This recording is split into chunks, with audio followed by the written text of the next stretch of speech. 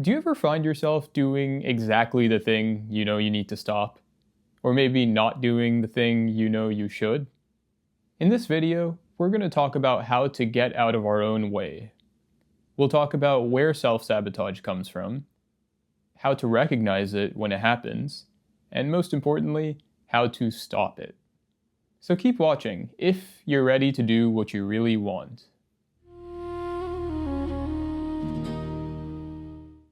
Hi, I'm Ankush Dar. I teach meditation through talks like these. Before we start, if you find this video helpful, please make sure to give it a like and subscribe for more. It'll help more people see it too. So self-sabotage is getting in our own way. It's ultimately a reaction to craving. Craving for identity. Craving for identity is that need to become someone or not become someone.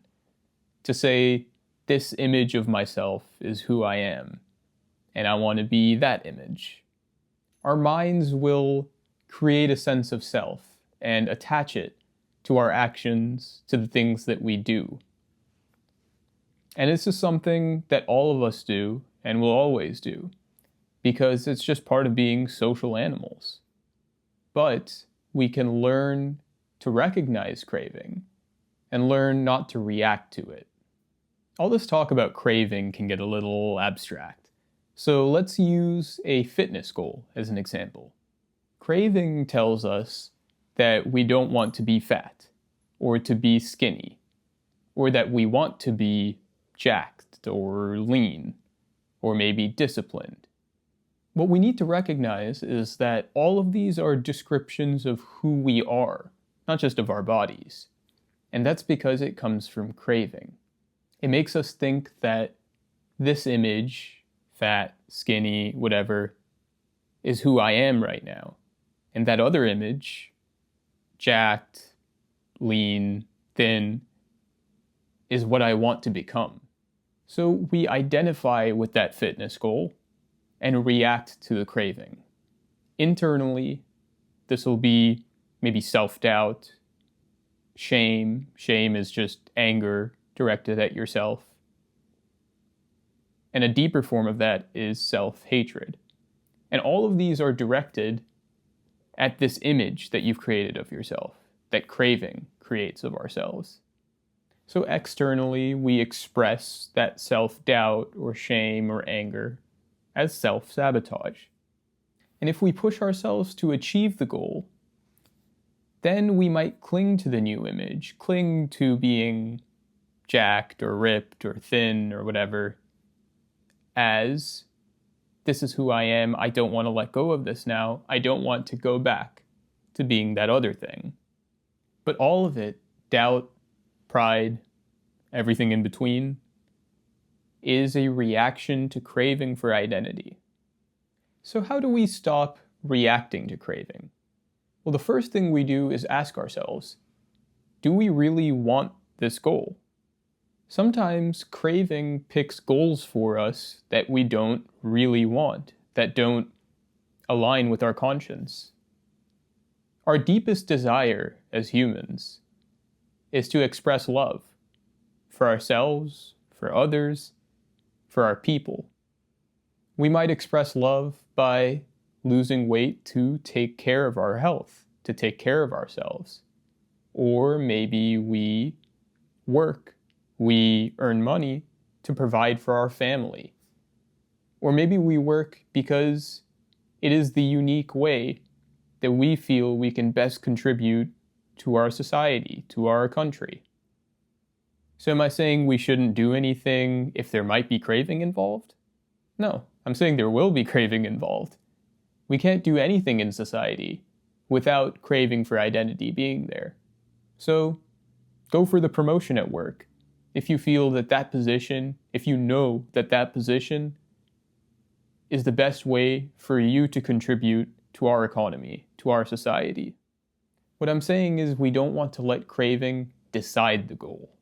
Because then self-sabotage might just be a way of saying, hey, I don't really want to do this. An example might be if to lose that weight, you put yourself on an unnecessarily harsh workout routine or diet. Or maybe when you're seeking that promotion at work, you take up a job that's unethical.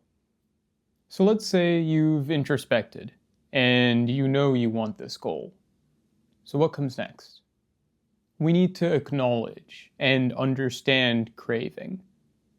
That craving causes us internally to react with self-doubt, with shame, with anger, with hatred, with judgment of others.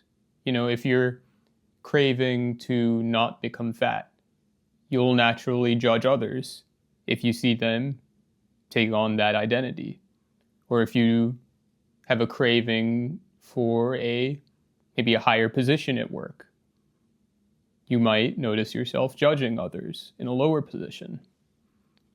All of these are reactions to craving, and we need to acknowledge and understand that.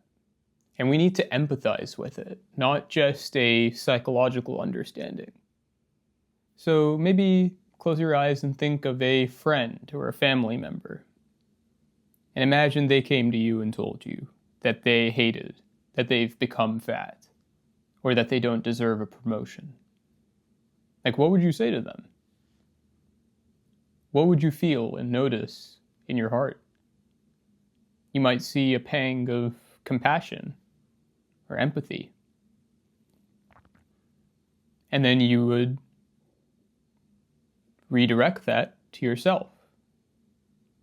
You notice that pang of compassion. Then think of yourself in that exact same situation. If you see the compassion going away, or maybe it wasn't there in the first place, that's okay. Anxiety sometimes clouds over our hearts and makes it hard to see the love that's already there. This isn't a guided meditation, but I'm starting to post one every week. So if you think that one on compassion or something like this would be helpful, let me know in the comments below. That was some softer love. Now it's time for some tough love. The only way to stop reacting to craving is to stop reacting to craving. Am I saying that to stop self-sabotage, you have to stop self-sabotage?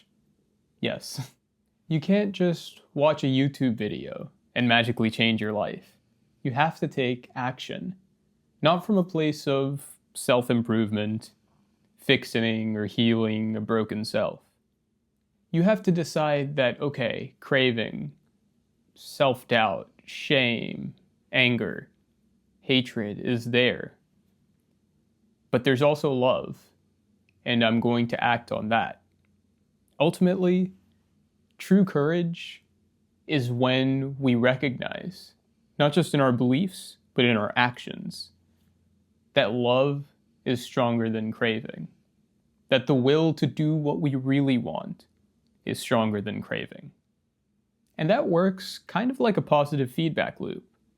When you do something, you've stopped reacting to craving and started doing what you want. And then when you pay attention, there'll be less self-doubt, shame, hatred, and all of that.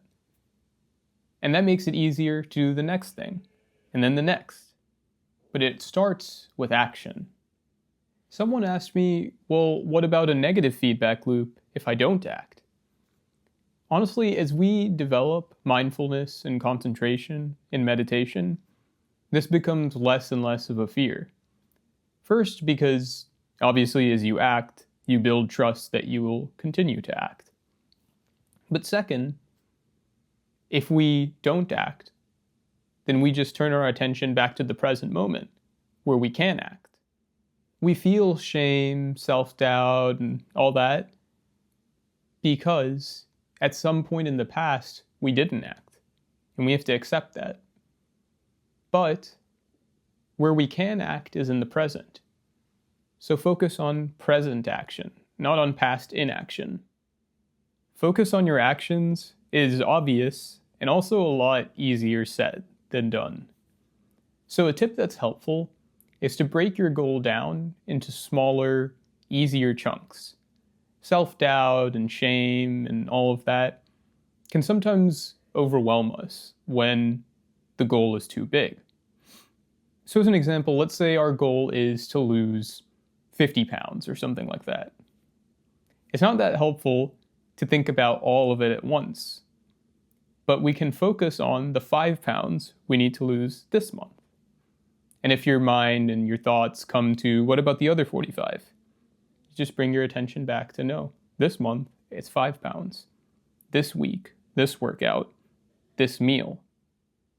Action is a form of meditation on courage. It's the way to express love for ourselves, for others, for society. And when we take action, when we stop reacting to craving and doing what we really want, we see through anxiety and we start following our conscience, our awareness of love, of the right path for us in life, the thing that we really want to follow. Following our conscience is not easy. It needs training.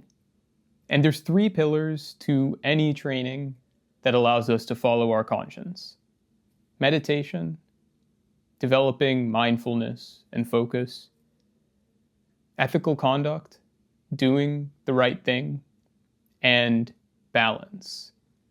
To enjoy pleasures in moderation or renounce them without creating pain for ourselves. That's all for this video. If you have any questions or maybe a suggestion for a future topic, let me know in the comments below.